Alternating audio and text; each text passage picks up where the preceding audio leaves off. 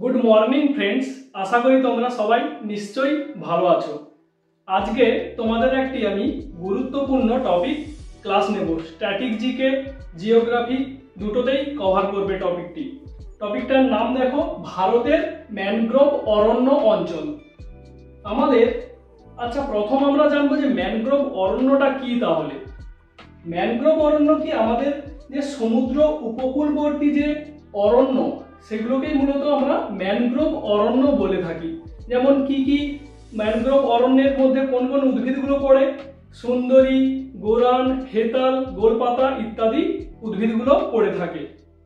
এরপর আমরা প্রথম যে ডেটাটা জানবো সেটা হচ্ছে আমাদের ভারতের ম্যানগ্রোভ অরণ্যের আয়তনটা কত।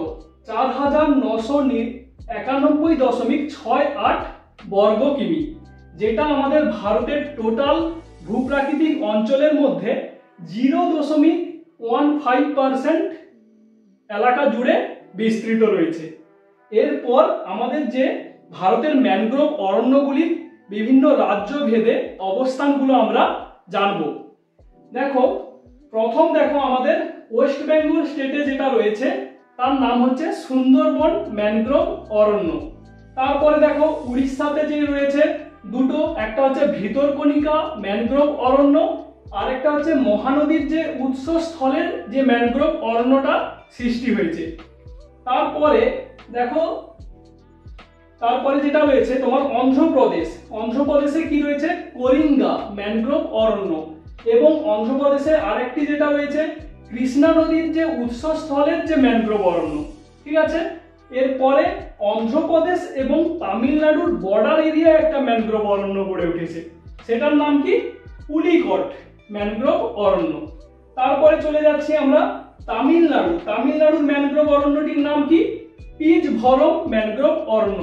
আরো অনেক রয়েছে তামিলনাড়ুতে, সেগুলির নাম তোমরা জানো কি?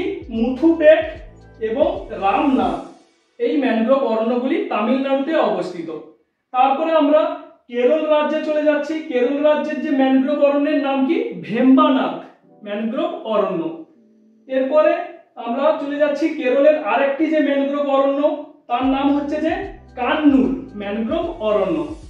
তারপরে দেখো রয়েছে কর্ণাটকের যে ম্যানগ্রোভ অরণ্য সেটার নাম হচ্ছে কুন্ডাপুর ম্যানগ্রোভ অরণ্য। তারপরে আমাদের সব থেকে আয়তনে ক্ষুদ্রতম রাজ্য গোয়ার যে ম্যানগ্রোভ অরণ্য সেটার নাম কি? দেখে নাও, পানাজি ম্যানগ্রোভ অরণ্য। গোয়ার রাজধানী পানাজির নাম অনুসারে এটা দেওয়া হয়েছে। তারপরে আমরা আমাদের গুজরাট রাজ্যে অবস্থিত দুটি ম্যানগ্রোভ অরণ্য জানবো। একটা হচ্ছে আমাদের কচ্ছের রন, আরেকটি হচ্ছে খাম্বাত উপসাগরের যে ম্যানগ্রোভ অরণ্য। তাহলে আজকে আমরা যেটা জানলাম আমাদের ভারতের যে ম্যানগ্রোভ অরণ্যগুলির অবস্থানগুলো জানলাম। তাহলে আজকের ক্লাস এতটাই থাকলো।